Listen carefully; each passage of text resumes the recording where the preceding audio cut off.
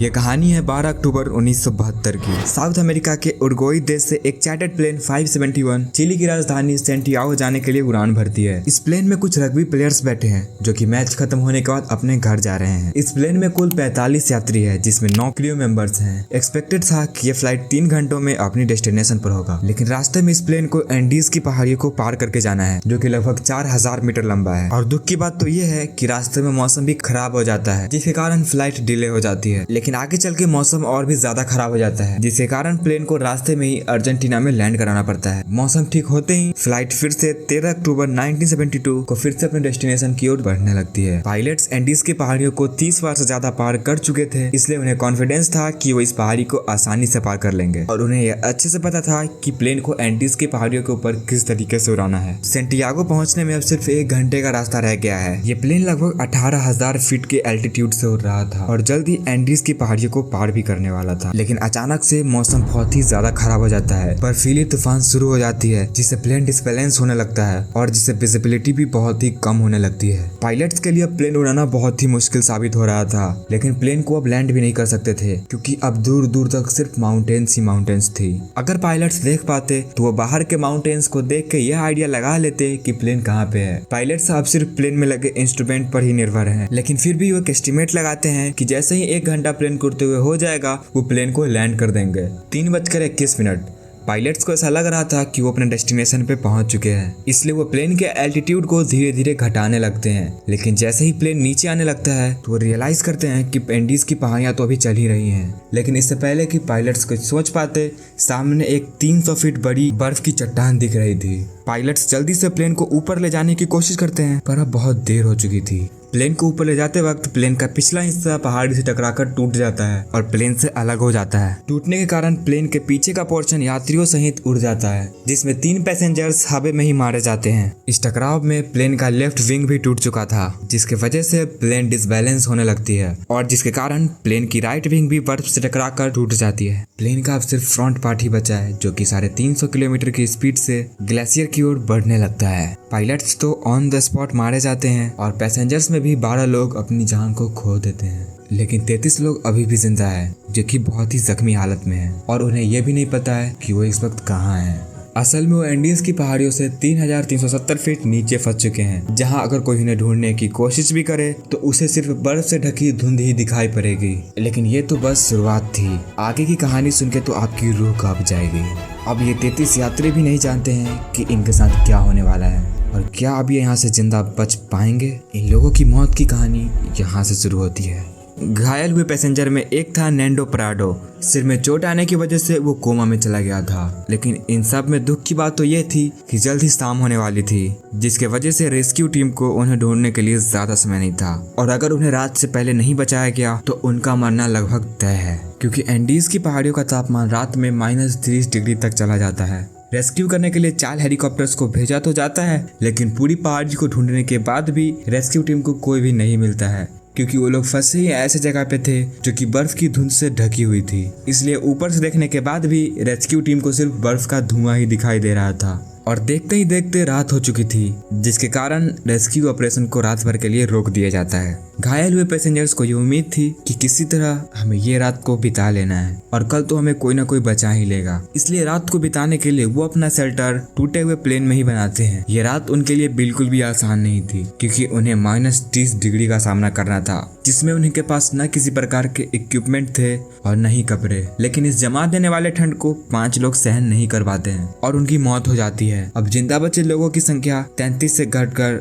28 ही रह जाती है। अगले दिन 14 अक्टूबर को सर्च ऑपरेशन फिर से शुरू किया जाता है, लेकिन परेशानी अभी भी वही थी, रेस्क्यू टीम उन्हें देख ही नहीं पा रहे थे। कई बार तो प्लेन सर्वाइवर्स के ठीक ऊपर से चली जाती थी, लेकिन धुंध के कारण रेस्क्यू टीम सर्वाइवर्स को नहीं देख पा रहे थे।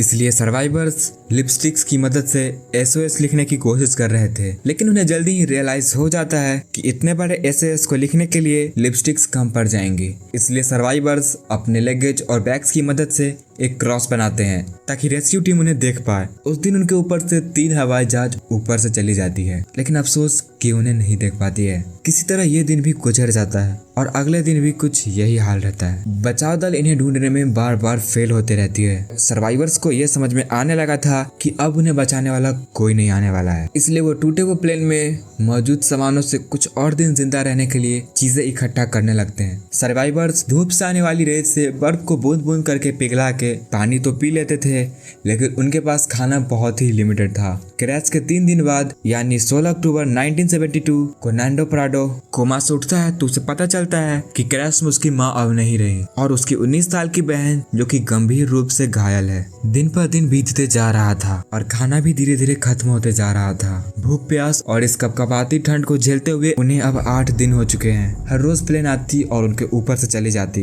क्रैश के 8 दिन बाद नैंडो प्राडो की बहन भी इस ठंड को नहीं झेल पाती है और मारी जाती है। 8 दिन बाद सर्च ऑपरेशन को भी 2 महीने के लिए रोक दिया जाता है, क्योंकि नवंबर आते आते एंडीज की पहाड़ियों पर बहुत ही भयानक बर्फीली तूफान आते रहती है। ऑफिशियल्स को ये लग रहा था कि इन 8 दिनों में सारे पैसेंजर्स मारे जा चुके होंगे। इधर सर्वाइवर्स को प्लेन के मलबे में एक रेडियो मिलता है और किसी तरह जब वो उस रेडियो को ऑन करते हैं तो उस रेडियो में उनकी ही न्यूज ब्रॉडकास्ट हो रही थी कि फ्लाइट 571 की सर्च ऑपरेशन को बंद कर दिया जा चुका है और उसमें मौजूद पैसेंजर्स भी मारे जा चुके हैं। और प्रॉब्लम इसमें यह थी कि वो रेडियो सिर्फ 1 लाइन था, मतलब कि आप उधर की बात तो सुन सकते हो लेकिन इधर से आप कुछ भी नहीं कह सकते हो। वो लोग अपनी ही मौत की खबर को रेडियो पे सुन रहे होते हैं। अब तक तो उन्हें ये उम्मीद थी कि कोई न कोई उन्हें लेने आएगा और वो उम्मीद भी अब टूट चुकी है। ये न्यूज सुन के सारे सर्वाइवर्स बिल्कुल टूट चुके थे। उनको अब ऐसा लग रहा था कि उनका बचना अब नामुमकिन है। लेकिन नैंडो प्राडो उसमें सबसे बहादुर था, इसलिए वो लोगों को दिलासा देता है कि अगर मरना ही है तो इन तक लड़के मरेंगे।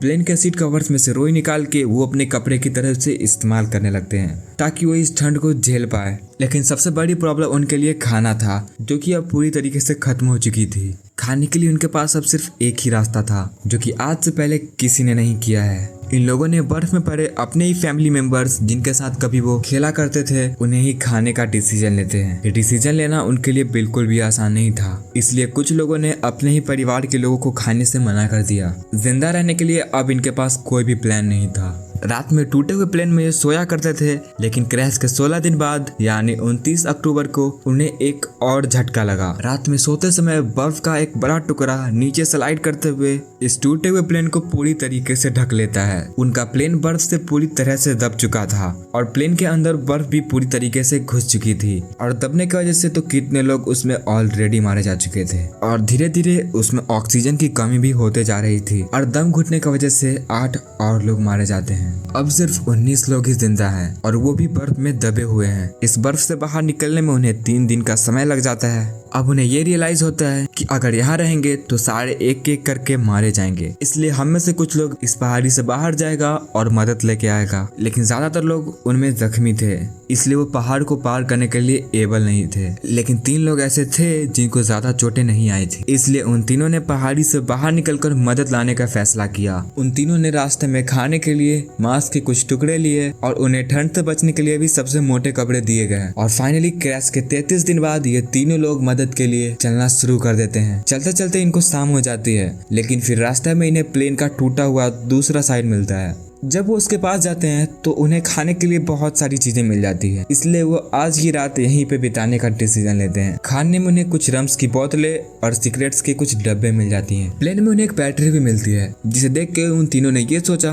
कि क्यों ना इस बैटरी को प्लेन के मेन हिस्से तक ले जाया जाए और उसमें लगे कम्युनिकेशन डिवाइस को चालू करके मदद बुलाई जाए। लेकिन वो बैटरी 25 किलो की थी। फिर उन्होंने ये डिसाइड किया कि क्यों ना कम्युनिकेशन डिवाइस को प्लेन से निकाल कर यहाँ लाया जाए और मदद बुलाया जाए। काफी कोशिश करने के बाद भी वह डिवाइस को ऑन नहीं कर पा रहे थे और क्रैश के 59 डेज बाद यानी 11 दिसंबर 1972 को एक और एवलांच आता है, जिसमें 3 सर्वाइवर्स और मारे जाते हैं, जिससे अब जिंदा बचे लोगों में सिर्फ 16 लोग ही थे। डिवाइस को छोड़ के अब ये लोग बिना किसी इक्विपमेंट और एक्सपीरियंस के ग्लेशियर पर चलना शुरू कर देते हैं। ये पश्चिम की दिशा में चलते जा रहे थे, लेकिन उन्हें ये बिल्कुल नहीं पता था कि जिस रास्ते पर वो चलते जा रहे हैं वो सही भी है या गलत। उन्हें ये लग रहा था कि उन्हें बस ये सामने वाली पहाड़ी को पार करना है और उसके बाद उन्हें चिली शहर दिख जाएगा जहाँ वो मदद ले सकते हैं। उन्हें उम्मीद थी कि वो इसे 3 दिनों में पार कर लेंगे, इसलिए उन्होंने साथ में सिर्फ 3 दिनों का ही खाना लिया था।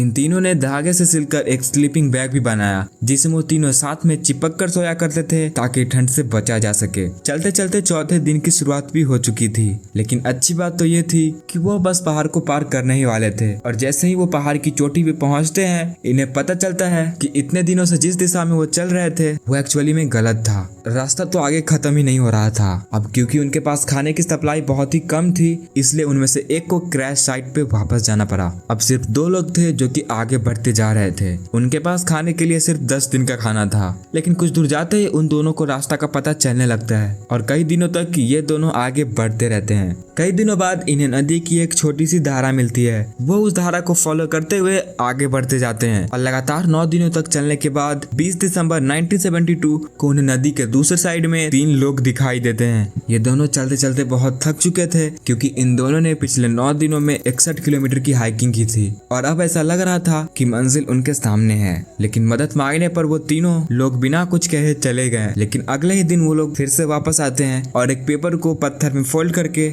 नदी के दूसरे किनारे पर फेंकते हैं। नैंडो प्राडो ने उनके साथ घटी पूरी घटना को लिख के उन लोगों के पास फेंक दिया और जब उस विलेजर ने उस पेपर को पढ़ा तो वो सब कुछ समझ गया क्योंकि उसने ऐसा सुन रखा था कुछ दिन पहले इस पहाड़ी में एक प्लेन क्रैश हुआ था। लेकिन वो बहुत हैरान था कि ये लोग अभी तक जिंदा कैसे हैं। वो विलेजर जल्द से जल्द ये इन्फॉर्मेशन ऑफिसर्स को देता है और जल्द ही प्लेन्स इन्हें रेस्क्यू करने के लिए पहुंच जाती है। आर्मी ऑफिसर्स उन दोनों सर्वाइवर्स को प्लेन में बैठा कर क्रैश साइट पर पहुंचते हैं और 22 दिसंबर 1972 को 70 दिनों के बाद बचे हुए सर्वाइवर्स को रेस्क्यू किया जाता है। इस क्रैश में 45 में सिर्फ 16 लोग ही सर्वाइव कर पाते हैं। दोस्तों, ये कहानी सच में बहुत ही दिल दहला देने वाली थी, लेकिन इस कहानी से आप एक सीख तो जरूर ले सकते हो कि जस्ट नेवर गिव अप। चाहे कुछ भी हो, हमें अपने लास्ट तक फाइट करते रहना चाहिए।